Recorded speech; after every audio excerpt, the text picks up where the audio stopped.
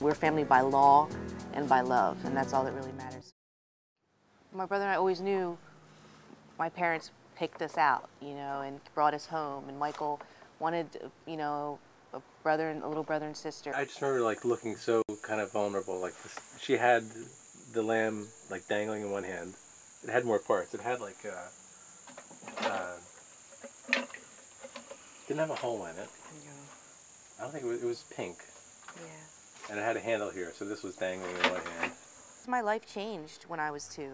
Everything about me changed. My name changed, my home changed, my family changed, and this is what I brought with me. It represents a lot of different things. It represents the old me. It represents the family that made the decision to let me go.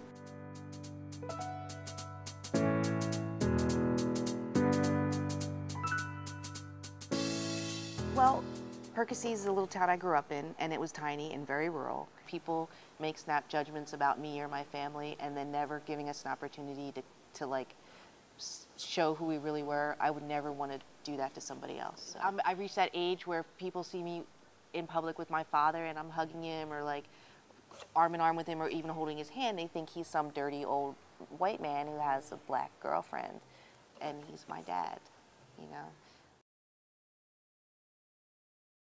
When I was little, people would always wonder whose kids we were if we were with both my parents. Although where I actually lived was a beautiful farm and a beautiful place, and it's a neighborhood that by anyone's standards is a, you know, pretty wealthy, well-educated area. You would think people would be a little bit more tolerant and maybe acceptive, but that really wasn't necessarily the case. People were often kind of nasty to us.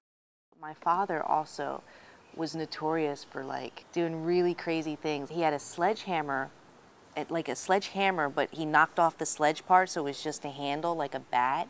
And anytime we'd come home and there would be even like a quivering of the lip or like any indication that something went wrong, he would like make us get in the truck, and he would throw the sledgehammer handle in the truck and like ride out to find the culprit.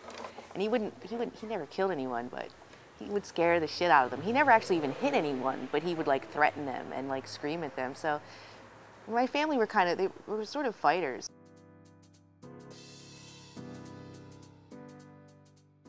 It also represents this wonderful union with my new family and having the chance and the opportunity and the magic of strangers coming together and becoming family. I believe strongly in fate, and I believe that things happen the way that they happen for a reason.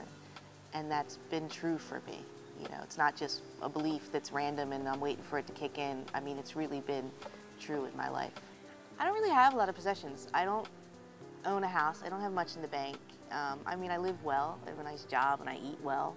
I have lots of friends. I have a nice bedroom set that is my great aunts, but I don't have a lot of stuff. I don't really want a lot of stuff. This lamb isn't worth anything monetarily. I mean, they don't make toys like this anymore, but I don't think anybody cares. What she represents is just, to me, huge. To me personally, obviously, to my family.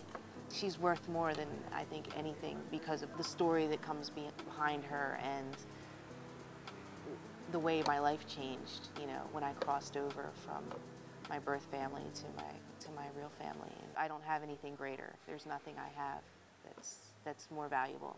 There's nothing.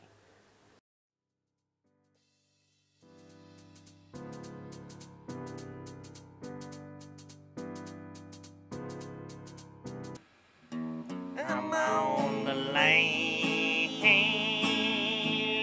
and I'm driving as fast as I can. And the Not a whole lot of people know about my name. And those who do know me well enough that they're like, that's the shit. Now in the city where the pavement embraces so